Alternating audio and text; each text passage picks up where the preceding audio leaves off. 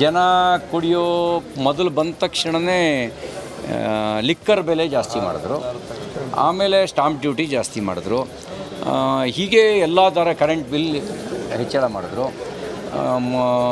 ಹೀಗೆ ಏರಿಸ್ತಾ ಈಗ ನೀರಿನ ದರನೂ ಏರಿಸಿದ್ದಾರೆ.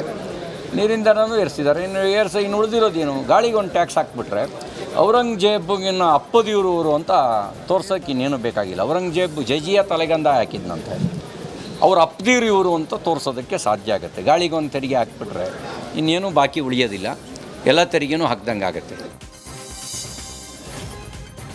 ಭದ್ರಾವತಿ ಶಾಸಕ ಬಿಕೆ ಸಂಗಮೇಶ್ವರ್ ಪುತ್ರರ ಹತ್ಯೆಗೆ ಸಂಚು ರೂಪಿಸಿರುವ ವಿಚಾರವಾಗಿ ಶಿವಮೊಗ್ಗದಲ್ಲಿ ಎಸ್ಪಿ ಮಿಥುನ್ ಕುಮಾರ್ ಪ್ರತಿಕ್ರಿಯೆ ಕೊಟ್ಟಿದ್ದಾರೆ. ಹಳೇ ನಗರ ಪೊಲೀಸ್ ಠಾಣೆಯಲ್ಲಿ ಈ ಸಂಬಂಧ ಎಫ್ಐಆರ್ ದಾಖಲು ಮಾಡಲಾಗಿದೆ. ಯಾರು ಆರೋಪಿತರಿದ್ದಾರೆ ಅವರನ್ನ ಕರೆದು ವಿಚಾರಣೆಯನ್ನ ಮಾಡ್ತಾ ಇದ್ದೇವೆ. ಈಗಾಗಲೇ ಪ್ರಕರಣದ ತನಿಖೆ ಆರಂಭಿಸಿದ್ದೇವೆ. ಓರ್ವ ಆರೋಪಿಯನ್ನ ಬಂಧಿಸಲಾಗಿದೆ. ಜೈಲಿನಿಂದ ಕರೆ ಬಂದಿರುವ ಬಗ್ಗೆ ಪರಿಶೀಲನೆ ನಡೆಸ್ತಾ ಇದ್ದೇವೆ. ಯಾರಿಂದ ಕರೆ ಬಂದಿದೆ, ಯಾರು ಮಾತನಾಡಿದ್ದಾರೆ, ಎಲ್ಲವನ್ನ ಪರಿಶೀಲನೆ ನಡೆಸ್ತೇವೆ ಅಂತ ತಿಳಿಸಿದ್ದಾರೆ.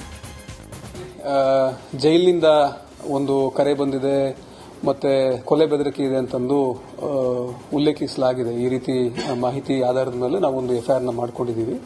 ಈಗ ಯಾರು ಆರೋಪಿತರಿದ್ದಾರೆ, ಆಮೇಲೆ ಯಾರ್ಯಾರು ಹೆಸರು ಅದರಲ್ಲಿ ಕೇಳಿ ಬರ್ತಾ ಇದೆ ಅಂತ ನೋಡಿಕೊಂಡು ಅವರೆಲ್ಲರನ್ನೂ ಕರೆದು ವಿಚಾರಣೆ ಮಾಡ್ತಾ ಇದ್ದೀವಿ. ತನಿಖೆ ಮುಗಿದ ನಂತರ ನಾನು ಮತ್ತಷ್ಟು ಮಾಹಿತಿ ತಮಗೆ ಕೊಡ್ತೀನಿ. ಏನು ಎಫ್ಐಆರ್ನಲ್ಲಿ ಇದೆಯಲ್ಲ ಎಲ್ಲರದ್ದು, ಅದೇ ತನಿಖೆ ಮಾಡ್ತಾ ಇದ್ದೀವಿ. ತನಿಖೆ ಮಾಡಿ ಕಂಪ್ಲೀಟ್ ಡೀಟೇಲ್ಸ್ ನಾನು ಕೊಡ್ತೀನಿ ತಮಗೆ. ಎಲ್ಲ ಆ್ಯಂಗಲ್ನಲ್ಲೂ ನಾವು ತನಿಖೆ ಮಾಡ್ತೀವಿ, ಎಲ್ಲ ಪರಿಶೀಲನೆ ಮಾಡಿ ನಾನು ತಿಳಿಸ್ತೀನಿ ತಮಗೆ. ಅದು ವೆರಿಫೈ ಮಾಡ್ತಾ ಇದ್ದೀವಿ. ಏನಾದರೂ ಕಾಲ್ ರೆಕಾರ್ಡ್ಸು ಮತ್ತು ಟೆಕ್ನಿಕಲ್ ಡೇಟಾನು ಹಾಕೊಂಡಿದ್ದೀವಿ.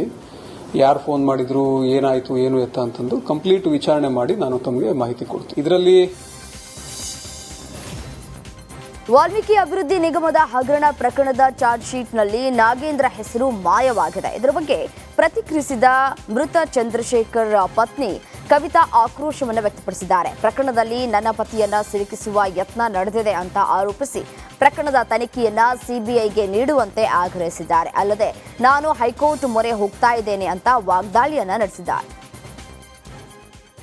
ಹೆಚ್ಚು ತನಿಖೆಯನ್ನು ನಡೆಸಬೇಕು ಅಂತ ನಾವು ಕೇಳ್ಕೊತಾ ಇದ್ದೀವಿ ಸರ್. ಇವರು ತನಿಖೆ ನಮಗೆ ಸರಿಯಾಗಲಿಲ್ಲ ಅಂದರೆ ನಾನು ಹೈಕೋರ್ಟಿಗೆ ನಾವು ಕೇಸ್ ಸಿಬಿಐಗೆ ಒಪ್ಪಿಸೋಕ್ಕೆ ರೆಡಿಯಾಗಿದ್ದೀವಿ ಸರ್. ನಮ್ಮ ಲಾಯರ್ ಮುಖಾಂತರ ನಾವು ಹೆಚ್ಚಿನ ತನಿಖೆಗೆ ನಾವು ರೆಡಿ. ನಿನ್ನೆ ರಾಜ್ಯಪಾಲ ಥಾವರ್ ಚಂದ್ ಗೆಹ್ಲೋಟ್ ಖಾಸಗಿ ಕಾರ್ಯಕ್ರಮ ಇರೋದರಿಂದ ಮೈಸೂರಿಗೆ ಆಗಮಿಸಿದ್ರು. ಸಿಎಂ ವಿರುದ್ಧ ಪ್ರಾಸಿಕ್ಯೂಷನ್ಗೆ ಅನುಮತಿ ನೀಡಿದ ಬಳಿಕ ಮೊದಲ ಬಾರಿ ಮೈಸೂರಿಗೆ ಆಗಮಿಸಿದ್ದು ಭಾರೀ ಭದ್ರತೆಯೊಂದಿಗೆ ಕಾರ್ಯಕ್ರಮದಲ್ಲಿ ಭಾಗಿಯಾಗಿದ್ರು. ಇನ್ನು ರಾಜ್ಯಪಾಲರು ಸಂಚರಿಸುವ ರಸ್ತೆಯಲ್ಲಿ ಪೊಲೀಸ್ ಬಿಗಿ ಭದ್ರತೆಯನ್ನ ಸಹ ಒದಗಿಸಿದ್ರು.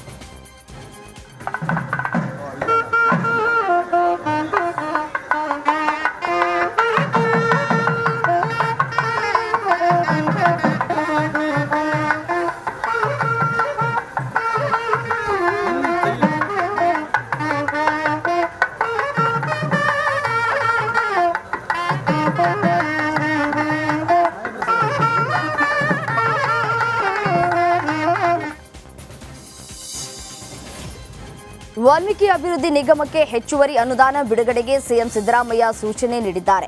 ರಾಜನಹಳ್ಳಿ ಮಹರ್ಷಿ ವಾಲ್ಮೀಕಿ ಪೀಠದ ಪ್ರಸನ್ನಾನಂದ ಮಹಾಸ್ವಾಮಿಗಳು ಮತ್ತು ಸಚಿವ ಸತೀಶ್ ಜಾರಕಿಹೊಳಿ ನೇತೃತ್ವದ ನಿಯೋಗ ಸಿಎಂಗೆ ಮನವಿಯನ್ನ ಸಲ್ಲಿಸಿದ್ರು. ವಾಲ್ಮೀಕಿ ನಿಗಮದ ಹಗರಣ ಬಗ್ಗೆ ತನಿಖೆ ನಡೀತಾ ಇದೆ. ಸದ್ಯದಲ್ಲೇ ಪೂರ್ತಿ ಹಣ ವಾಪಸ್ ವಶಕ್ಕೆ ಪಡೆಯುವ ಸಾಧ್ಯತೆಗಳಿದೆ. ಅಲ್ಲಿಯವರೆಗೂ ವಾಲ್ಮೀಕಿ ಸಮುದಾಯದ ಅಭಿವೃದ್ಧಿ ಕೆಲಸಗಳಿಗೆ ತೊಂದರೆ ಆಗಬಾರದು ಎನ್ನುವ ಉದ್ದೇಶದಿಂದ ನಿಗಮಕ್ಕೆ ತಕ್ಷಣವೇ ಹೆಚ್ಚುವರಿ ಅನುದಾನ ಬಿಡುಗಡೆಗೆ ಸಿಎಂ ಸೂಚನೆಯನ್ನು ನೀಡಿದ್ದಾರೆ.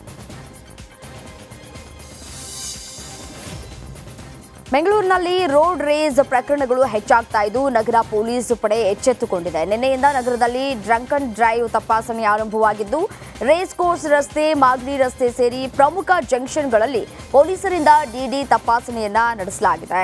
ಇನ್ನು ಮುಂದೆ ಪ್ರತಿ ಗುರುವಾರದಿಂದ ಭಾನುವಾರದವರೆಗೂ ಎಲ್ಲಾ ವಾಹನಗಳನ್ನು ಪರಿಶೀಲನೆ ಮಾಡಲಾಗ್ತಾ ಇದ್ದು ನಗರದ ಎಲ್ಲ ಪೊಲೀಸ್ ಠಾಣೆಯ ಸಬ್ ಇನ್ಸ್ಪೆಕ್ಟರ್ಗಳಿಂದ ವಿಶೇಷ ಕಾರ್ಯಾಚರಣೆಯನ್ನ ನಡೆಸಲಾಗ್ತಾ ಇದೆ.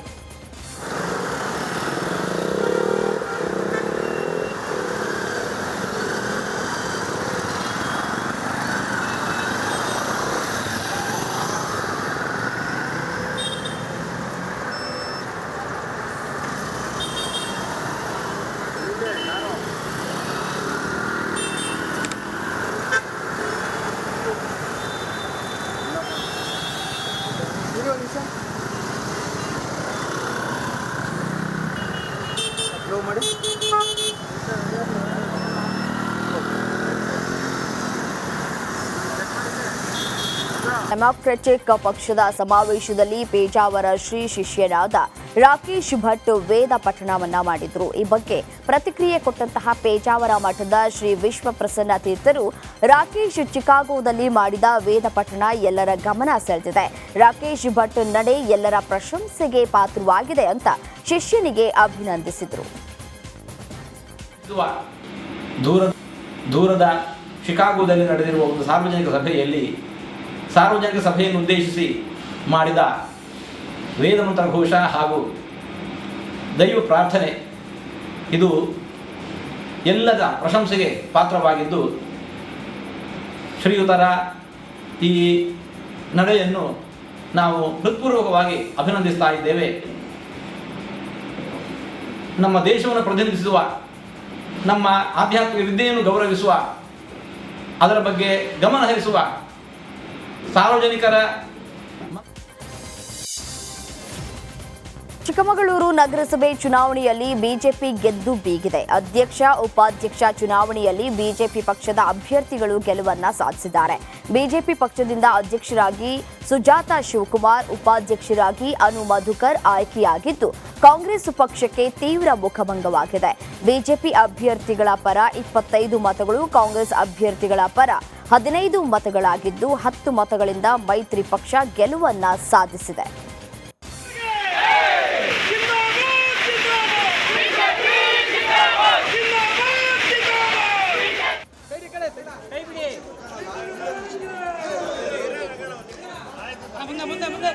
ರಾಯರ ಮಠದಲ್ಲಿ ಸಂಭ್ರಮ ಮನೆ ಮಾಡಿತ್ತು. ನಿರಂತರ 3 ದಿನಗಳ ಕಾಲ ನಡೆದ 353ನೆಯ ಆರಾಧನಾ ಮಹೋತ್ಸವ ಸಂಪನ್ನಗೊಂಡಿದೆ. ನಿನ್ನೆ ಉತ್ತರಾರಾಧನೆ ಹಿನ್ನೆಲೆಯಲ್ಲಿ ಜಯನಗರದ ರಾಜಬೀದಿಗಳಲ್ಲಿ ರಾಘವೇಂದ್ರ ಸ್ವಾಮಿಗಳ ಮಹಾರಥೋತ್ಸವ ಅದ್ಧೂರಿಯಾಗಿ ನೆರವೇರಿತು. ಸಹಸ್ರಾರು ಭಕ್ತರು ಈ ರಥೋತ್ಸವದಲ್ಲಿ ಭಾಗಿಯಾಗಿ ರಾಯರ ಕೃಪೆಗೆ ಪಾತ್ರರಾದರು. ಆರ್ಕೆ ವಾದ್ರಿಂದ ಆಚಾರ್ಯ ನಂದಕಿಶೋರ್ ಆಚಾರ್ಯ, ಅದೇ ರೀತಿಯಾಗಿ ಕೃಷ್ಣ ಗುಂಡಾಚಾರ್ ಸೇರಿದಂತೆ ಮಠದ ಹಲವು ಪ್ರಮುಖರು ಭಕ್ತರು ಕೂಡ ಈ ಸಂದರ್ಭದಲ್ಲಿ ಉಪಸ್ಥಿತರಿದ್ದರು.